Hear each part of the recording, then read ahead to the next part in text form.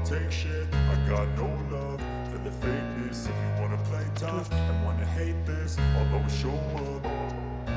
I don't ever slow up, no I don't take shit. I got no love for the fakeness. If you wanna play tough and wanna hate this, I'll always show up and make a statement. I don't ever slow up. Un jour de match c'est forcément particulier pour mon activité des team managers. Je travaille on va dire toute la semaine pour que le jour de match puisse offrir les meilleures conditions.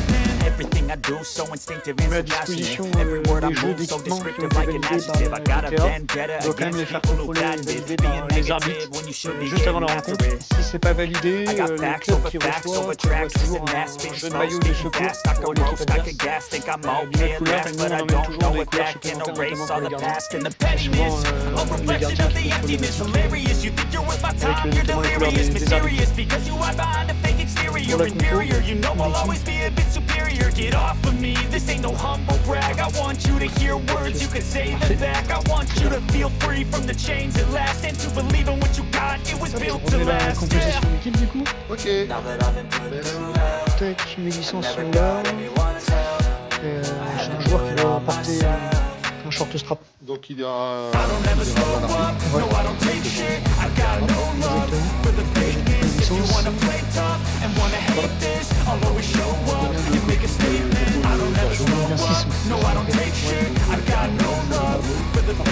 C'est l'échange la semaine prochaine. Parfait. Bon, bah, allez, tout à l'heure. Merci.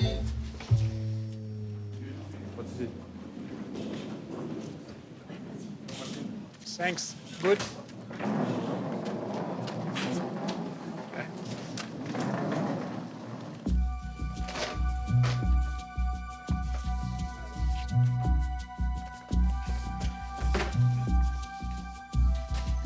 T'es prêt, Mohamed? Allez, go. Allez, on signale le capitaine.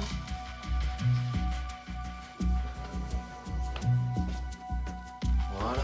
Bon bah bonne combat. Merci, bonne échange. Allez, à tout à l'heure. Parfait. Merci.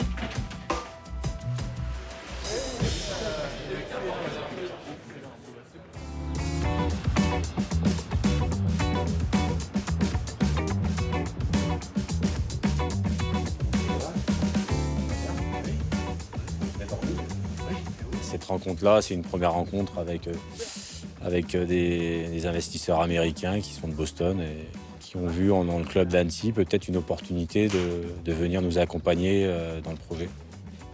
Now we're going to see the training facilities. It's still in construction. Yeah.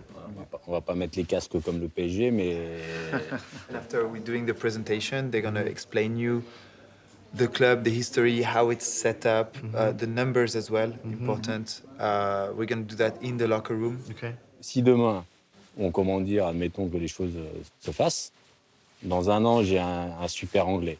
C'est mon engagement, hein. Hey, c'est mon engagement. Voilà. Hein.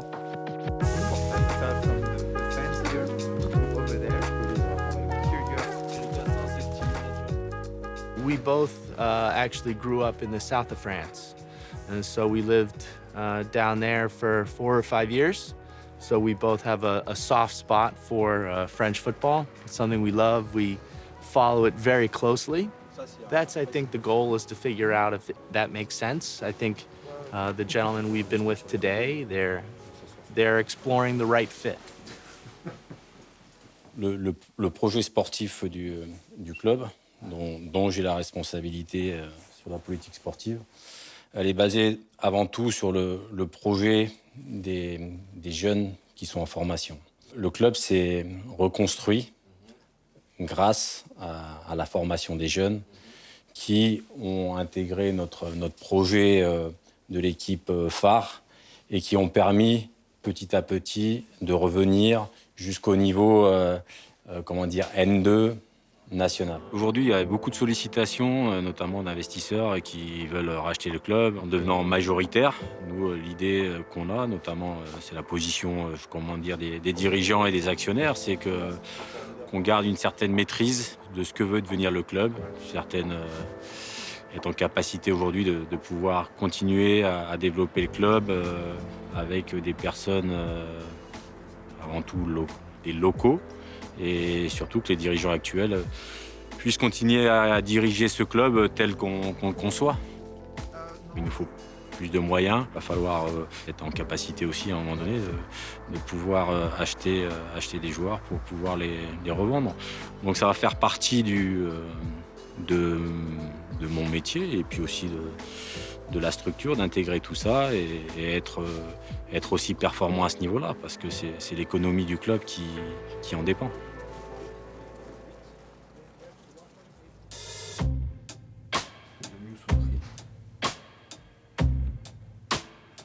Entre le prix d'achat, les travaux qu'on a mis, on est totalement dans les clous avec la revente, quoi. Donc là, vous avez deux possibilités, où vous visez plus sur la revente ou sur la location.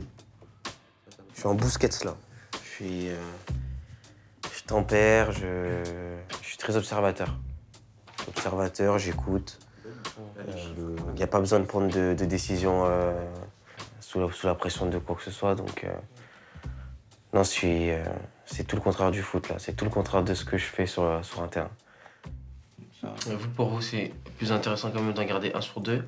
Tout dépend de comment vous voulez avancer. Si vous voulez réinvestir derrière, je vais vous dire de vendre les deux, comme ça va vous faire une belle plus-value. Vous pourrez passer sur quelque chose de plus grand. Ouais. Ou sinon, de viser le long terme, de mettre les deux en location. Ouais. Et vous Les deux? Les deux. À ce prix-là, au prix que ça vous revient, ça peut être intéressant de les avoir en location. Dans la vie de tous les jours, j'aime bien ne pas être sous pression. Dès que je suis sous pression, je me frustre. Je me bloque, donc... Non, je suis à un autre poste que sur le terrain.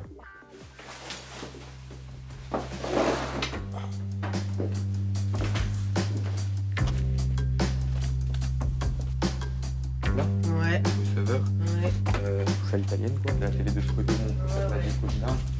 C'est déjà... Ah, ça a grave changé, je suis choquée. Voir l'évolution comme ça me donne encore plus envie de me lancer dans ce genre de projet, dans ce genre de voir ce genre d'évolution. Ce serait pas elle la plus grande? C'est pareil comme balle, hein. Ça a une Elle est, dimension. elle est à peu près comme celle du bas. Ouais. On dirait qu'elle est... Je pense que ça doit être Parce qu'en bas, il y a encore plein de trucs. Voilà, c'est ça, c'est encore c'est- encombré. Là, c'est Ouais. totalement fini, c'est rangé, donc c'est pour ça. Je prends ça comme si c'était un terrain de jeu, je prends vraiment beaucoup de plaisir. Alors qu'auparavant, si on m'avait dit ouais, tu penses pouvoir prendre du plaisir dans ce genre d'activité, j'aurais dit non. J'aurais dit ouais, il faut que j'investisse et tout. Donc, mais là, c'est vraiment, on va dire, jouissif. C'est pour l'avenir, c'est pour à la fois maintenant. Il me reste quand même pas mal d'années dans le football, sauf blessure, donc je suis pas à la fin de ma carrière, quoi.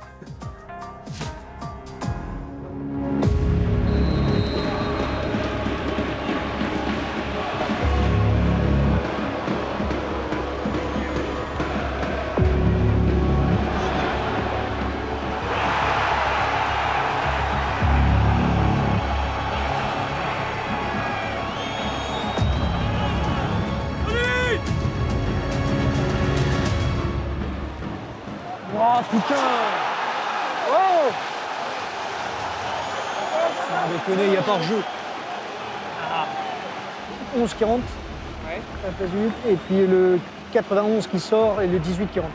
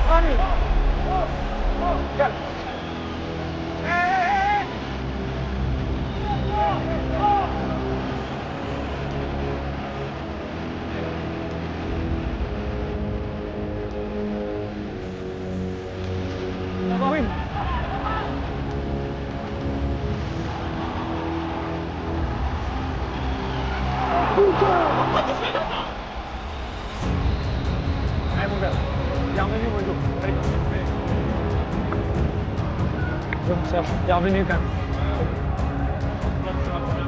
Ouais. Bon, c'était un bon match de Ligue 2. Bonne saison.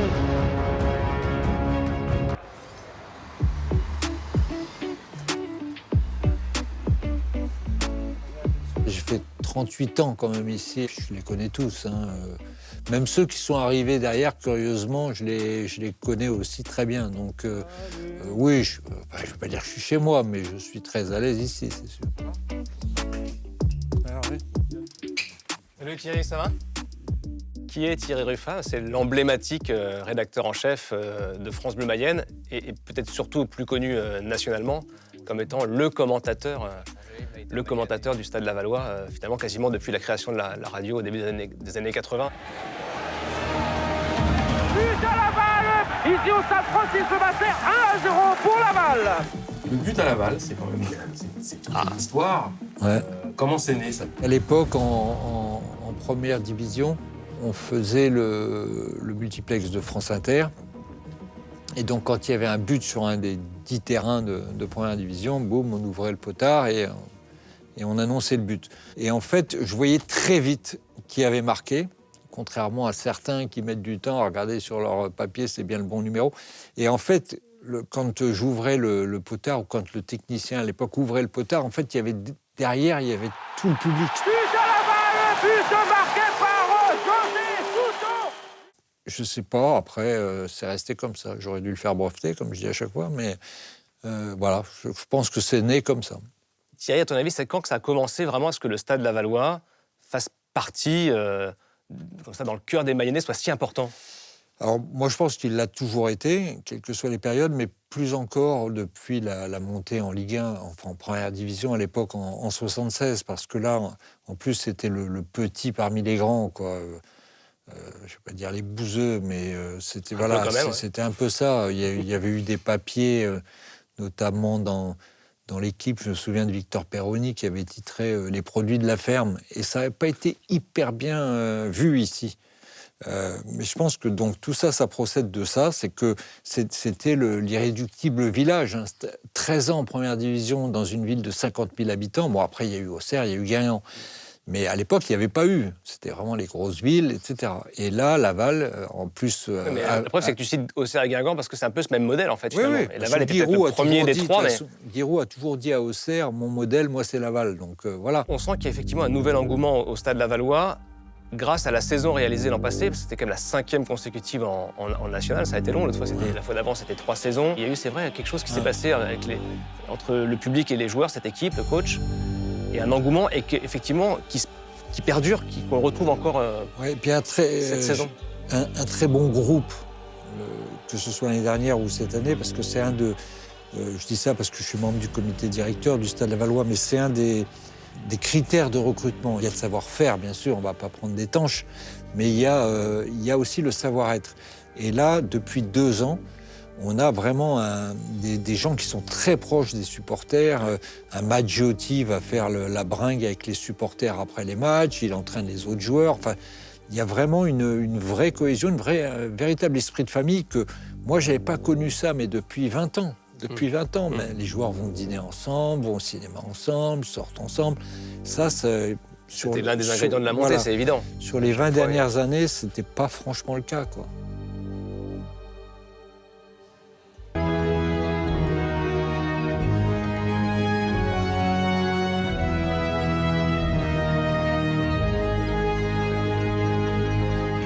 Le premier point, le plus important, c'est de continuer à avancer. De continuer à avancer, quelles que soient les circonstances.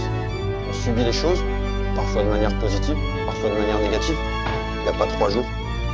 Mais c'est le sport de haut niveau. Le sport de haut niveau, il demande de toujours avancer, quelles que soient les circonstances. Ça, c'est trop important. Et ensemble. Des rappels purement tactiques, ok. Quand ils ont le ballon derrière et qu'on est en bloc médian, les 3 de devant, de la proximité, guettent à mi-chemin sur la sentinelle adverse, ok. Pas du marquage, mais dissuader de la fermeture intérieure. Quoi qu'il arrive, tous, de la fermeture intérieure. Données essentielles. De la com, de l'intensité dans les duels. Je l'ai dit, laissez les dos au jeu. La fermeture fermeture intérieure, elle n'est pas simplement quand l'adversaire a le ballon dans l'axe. Elle est aussi, et d'autant plus, quand l'adversaire est isolé le long de la ligne. Et après, on y met de la transition. À la récup, être capable de toucher les points les plus hauts, guette notamment dans les pieds, niveau de la profondeur, max à mi-chemin pour tourner en dessous. À Metz, on a géré nos émotions. On a bien géré nos émotions. Ça, c'est important. Il y a un mois de ça, à Nîmes, on a maîtrisé les choses. On a maîtrisé les choses. Avec le ballon, sans le ballon, les tempos, la fin de match. Et à Rodez, il n'y a même pas 5 jours, 6 jours, on a été très solide. Ça, c'est tous des ingrédients qui font qu'on ramène des résultats. Et je suis persuadé que si on se sert de ça, tout en ayant les forces du moment, c'est le troisième truc. La victoire. C'est que ça qui doit transpirer ce soir. Ça, c'est votre moteur. Gagnez le match. Ok les gars? Je vous souhaite un bon match.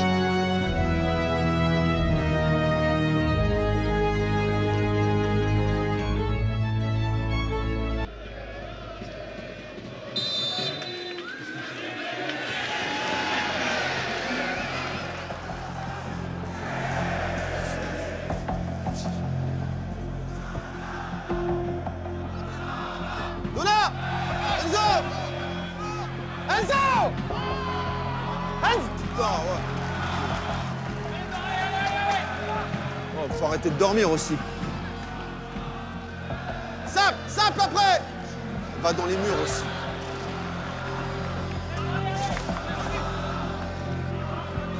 C'est simple là, y a rien quoi, il se passe rien quoi. Va dans l'axe.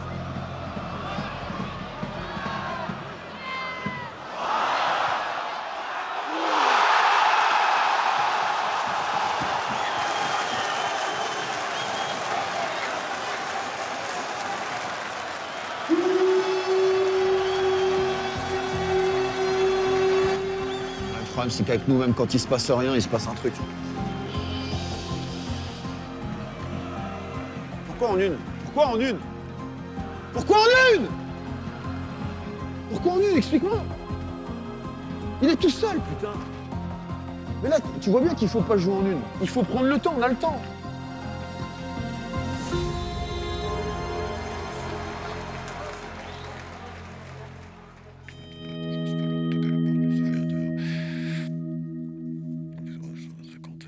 J'ai jamais aimé trop lire pendant très longtemps.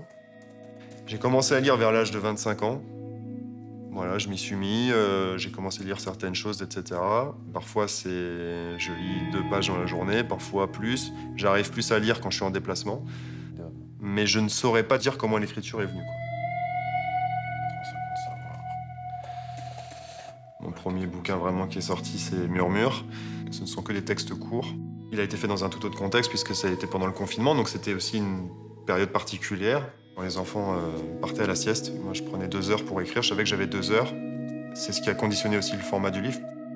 Là, le gros de mon travail, c'est sur Genoux à terre, que je n'ai toujours pas conclu parce que ça demande beaucoup de temps et d'énergie. Et là, je suis sur une direction qui n'est pas encore claire sur le fait d'introduire de la fiction ou non. Je ne sais pas si je vais le romancer ou si je vais le garder à l'état brut, c'est-à-dire vraiment en témoignage.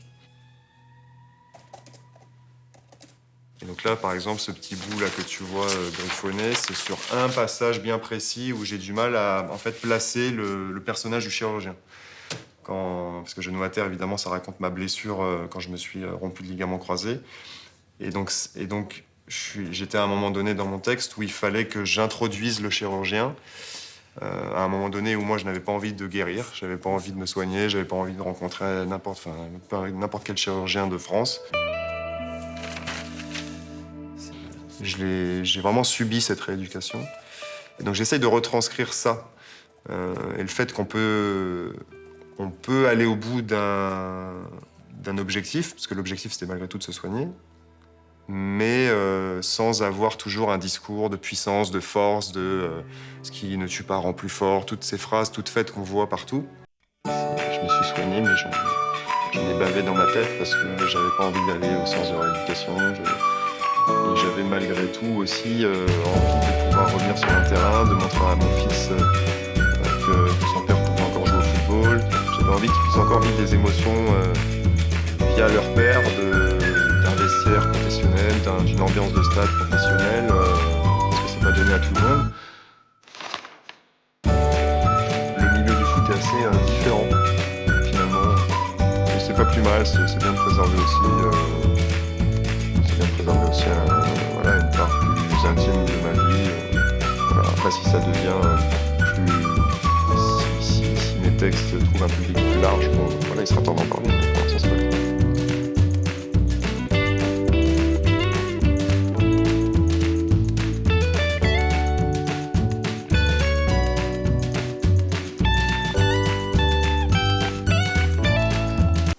Je sais pas encore par quoi je peux commencer, parce que j'ai le choix. Mais je pense que je vais aller de suite sur la priorité, la maîtrise, du calme. On joue tout en une, on cale pas un ballon, derrière on se met la fièvre. Les gars, oh. Mettez du calme. Arrêtez de tout jouer en une touche, mettez du calme. Faites des choses correctes. Derrière, il n'y a pas besoin que les milieux viennent chercher les ballons. On est largement à 3 pour 1 pour sortir proprement. Ça, c'est la première des choses. La deuxième, sans vous mettre de fièvre, d'essayer de sortir 3 fois sur 4 avec Baptiste. OK? Ça, c'est la deuxième chose. Après, une fois qu'on arrive à retrouver l'intérieur, soit on est capable d'aller chercher la largeur comme on l'a fait, mais avec un jeu long judicieux sur nos pistons, soit être capable de venir fixer et de trouver le piston dans les pieds. Ça, c'est les 3 choses dès le départ. Des choses simples, bateau, qu'on n'est pas obligé de faire en une. Et là, on arrive à 35 mètres du but adverse, si on fait ça tranquillement. On a cette chance-là, OK, d'être à 1-0 à la mi-temps, il reste une mi-temps, OK, malgré la pauvreté technique de la première période. Première étape, on revient au score. Deuxième étape, on ira chercher la gagne dans le dernier quart d'heure. On est OK? Allez, allez, allez, allez, allez, allez, allez!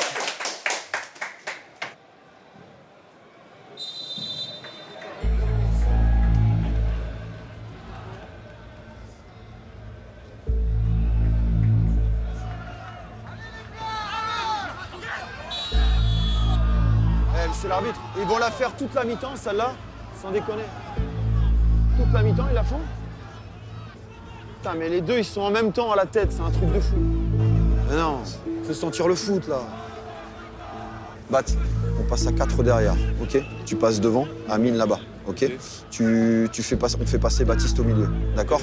Tu fais passer l'info, Hugo, il joue juste derrière toi. Allez, ramène-moi tout ça. Eh, faut profondeur, là, niveau, c'est là! Faut la profondeur, là! Mélie! On n'y arrivera pas comme ça. S'il n'y a pas de profondeur, on n'y arrivera pas. Par-dessus! Ouais, mais c'est n'importe quoi, on se met des pièges.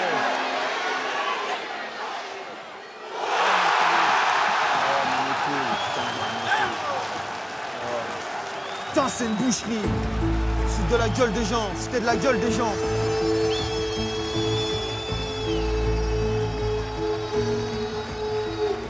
Je suis dépité. Dépité techniquement. C'est tout ce qu'on peut pas aimer.